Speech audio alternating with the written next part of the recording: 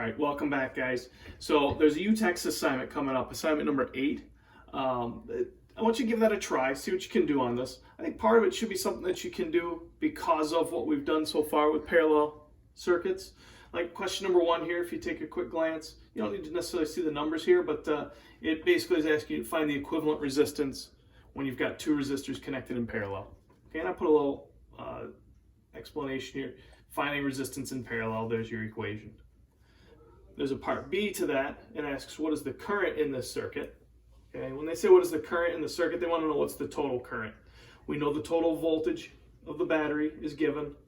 We can solve for the total current when we know the total resistance. So it's like you found the total resistance in part A, you can put that down here in part B.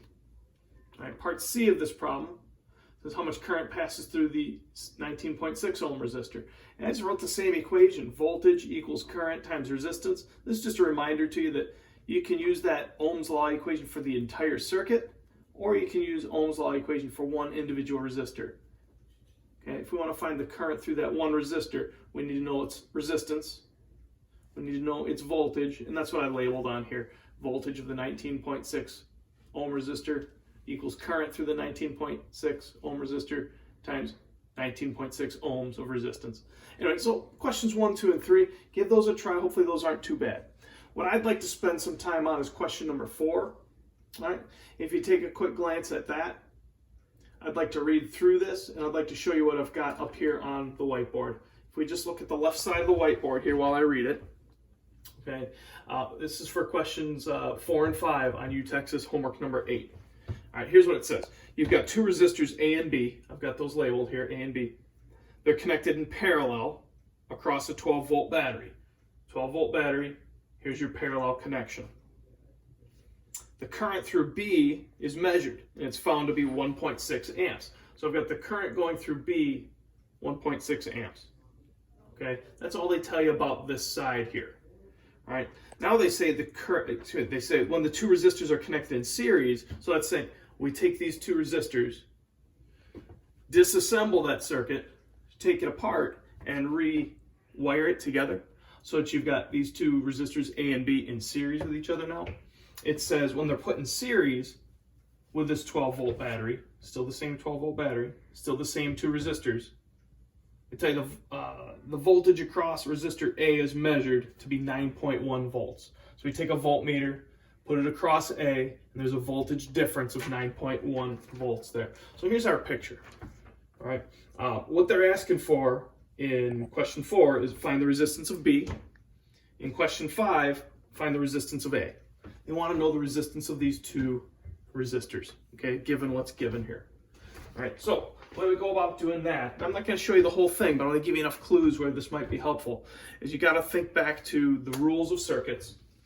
All right, from the very front of your packet, we've got these rules for circuits for voltage in series and parallel, current for series and parallel. Just go back to this and help refresh your memory what we know about these problems.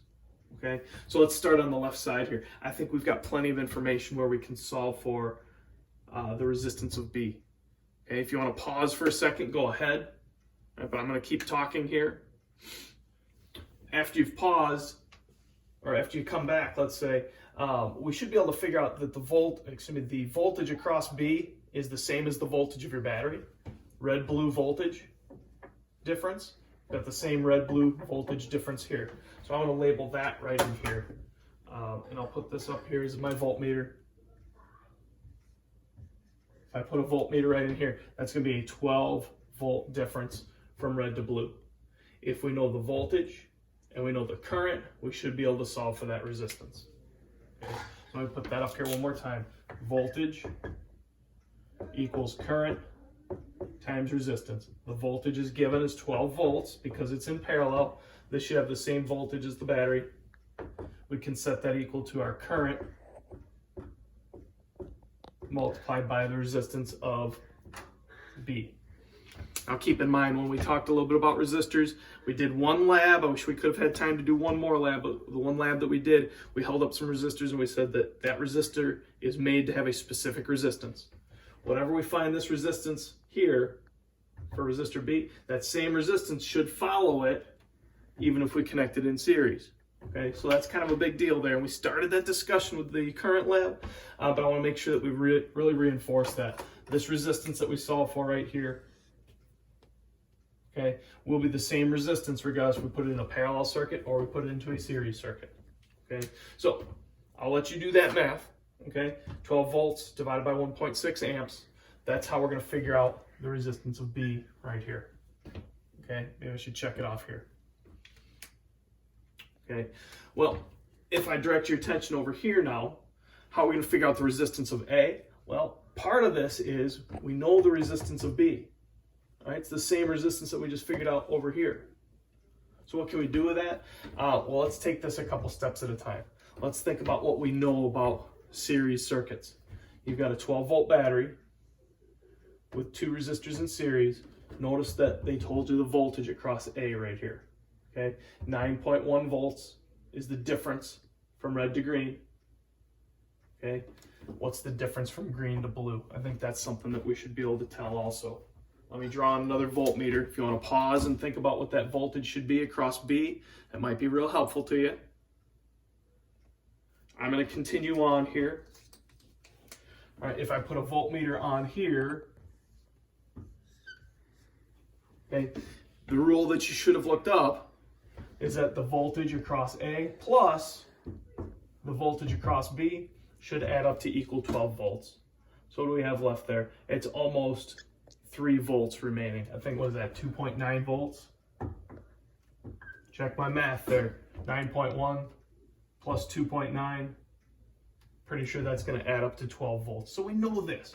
We know the voltage. We know the resistance. We should now be able to solve for the current going through B. All right? Voltage across B should equal the current that's going through B multiplied by the resistance of B. Nice thing about this, we know 2 of those 3 variables, voltage, resistance. We should be able to solve for current. Okay. Again, I'm not giving the whole thing away. You still have to do these numbers yourself. But think about this step now. Once you figure out the current through B,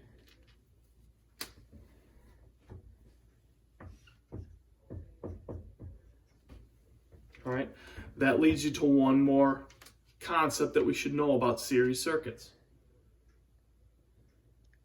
If you give that some thought here, if we know the current through B, don't we know the current through A should be the same value? All right. When we did our lab for current in series, we saw the current coming out of the battery was a measured value. We had the same current going through A, we had the same current going through B, we had the same current coming back to the battery. So I want to point this out, that the current through A should equal the current through B. So let's check off what we know. Now we know the voltage measured across A. We know the current that's moving through resistor A. We should be able to solve for the resistance of A. All right, so here's what we'll point out here.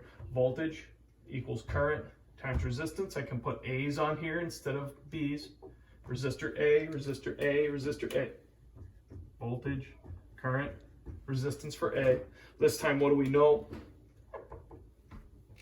We know the voltage across A. We know the current going through it. We should be able to solve for the resistance going through A. Excuse me, the resistance of resistor A. Okay, I'll leave it at that. I think that should hopefully be enough clues. You can go back and watch this video over again. You can try it with my numbers to see if they work out. In fact, before we turn this off, I'd like to get a nice big close-up of this so that you can see my numbers and you can take a screenshot of those answers. You're welcome to use my numbers and try this out. And then go ahead and try yours out again on your own using your numbers, please.